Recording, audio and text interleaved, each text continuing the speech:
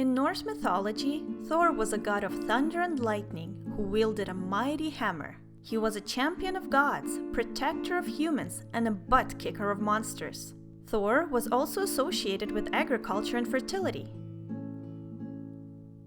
We don't know much about the Millwood Knights, but we do know they were fearsome, mighty warriors who worshipped the earth. After losing the forest they called home, they embarked on a long journey which led them to the painting of Ariandel. I don't think the Millwood Knights followed the old gods of Anarlando. I don't think they cared about the Lothric family either.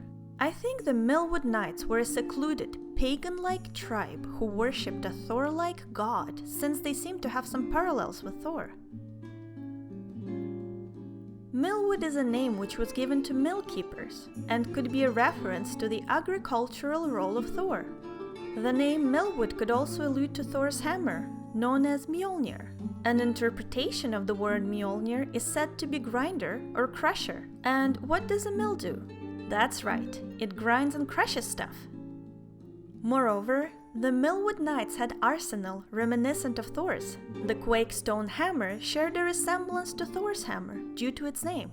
You know, the hammer part. While the Earthseeker, a large twin-bladed axe, seemed to imitate thunder and lightning as it hit the ground.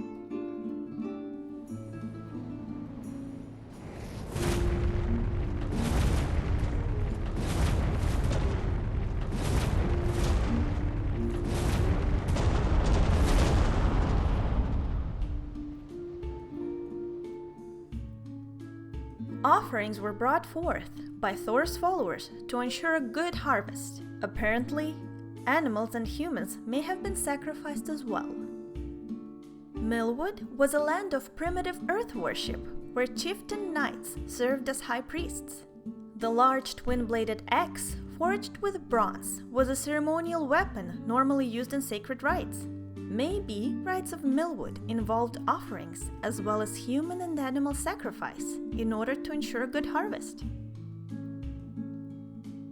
Thor had a sworn enemy, the Midgard serpent, a sea serpent that grew so large it was able to circle the earth and grab its own tail with its mouth. True story. The Millwood Knights had a sworn enemy as well, the Abyss Dragon. Keep in mind that in some myths, the word dragon and serpent were used interchangeably.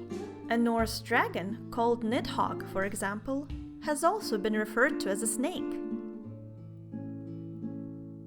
Trees play an important role in some mythologies. For Thor's followers, the main place of worship was a tree, Thor's oak tree, which stood in Hessen, Germany.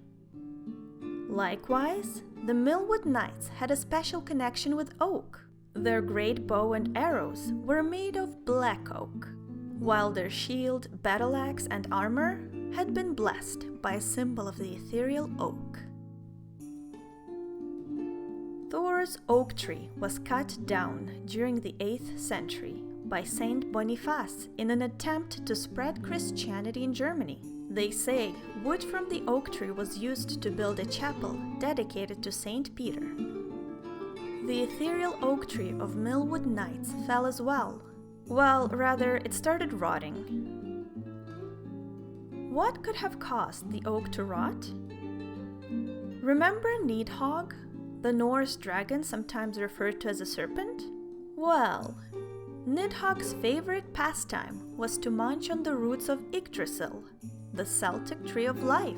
Maybe the ethereal oak tree of Millwood had a similar misfortune and had its root eaten away by the Abyss Dragon. The ethereal oak could have gotten infested with insects that lurked within the deep.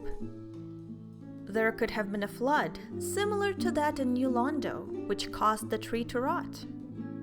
The ethereal oak could have met the same fate as the curse-rotted greatwood. It's possible that Millwood was located in a painting, and it was time for it to rot, as it seems to be the fate of any painted world.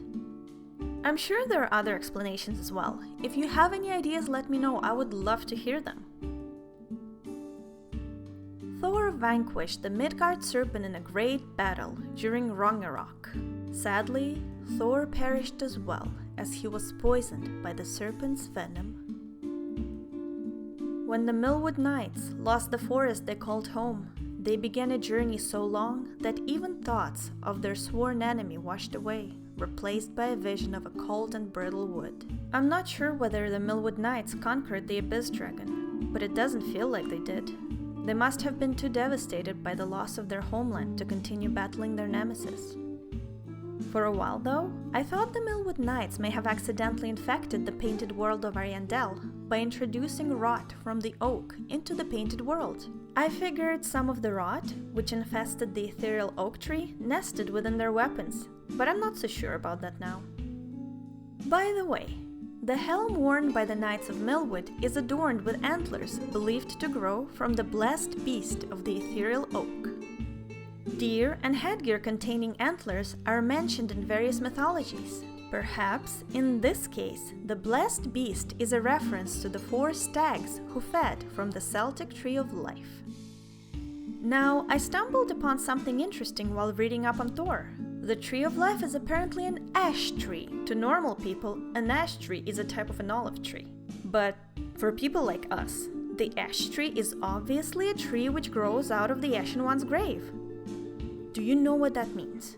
It means that I am now going on a long journey to connect Norse mythology to every aspect of Dark Souls. As I'm recording this, I'm actually working on lore connecting Dark Souls to Greek mythology as well. Do you know what all that really means? It means goodbye real life, hello coffee, because I have a lot of research to do. Anyway, that's it for now. Thanks for watching and I hope you enjoyed this video. See you later. Bye!